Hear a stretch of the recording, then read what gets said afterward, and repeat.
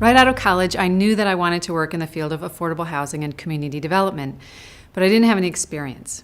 There was a professor who was on the board of a local neighborhood nonprofit, and he had a stipend from the college for someone to do an internship.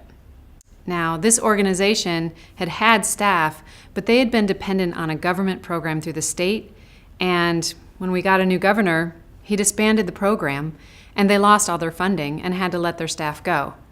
So it was just me, the intern, and the board. That's when I learned my first lesson in nonprofits, to not put all your eggs in one basket, but to diversify your funding streams.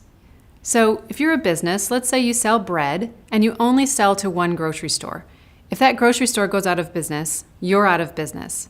So you would sell to multiple grocery stores and restaurants and to consumers directly and possibly online. So how does that play out for nonprofits? Well, nonprofits can be funded in a variety of ways.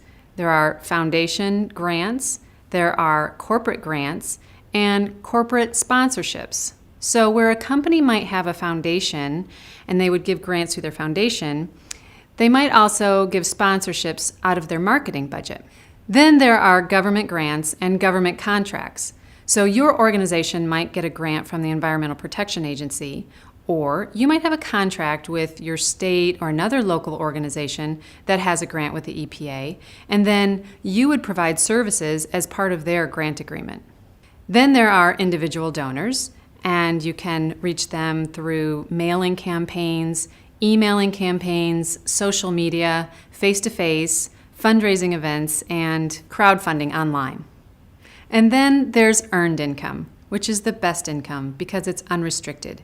You can use these funds on whatever you want without any restrictions from a funding source. So how can a nonprofit earn income? Well, one way is through fees. Maybe your organization provides a service to some people at no charge, but you could provide that same service to others for a fee. Think about universities and hospitals. They're nonprofits, and obviously they charge fees through tuition and medical expenses. So for the organization that I started with, we began buying houses, renovating them, and renting them out to low-income families. We received grants from the city, grants from a local foundation, and low-interest loans from the Federal Home Loan Bank. We also had volunteers. We used volunteers for part of the renovations. The tenants paid rent, which became an income stream for us. They were affordable rents. They weren't the top-rate market rent, but we were able to provide affordable housing for people working at minimum wage and revitalize our neighborhood. Another thing I learned from this 10-week internship that was supposed to tide me over while I looked for a real job that turned into 7 years, be careful where you intern. You just might love it.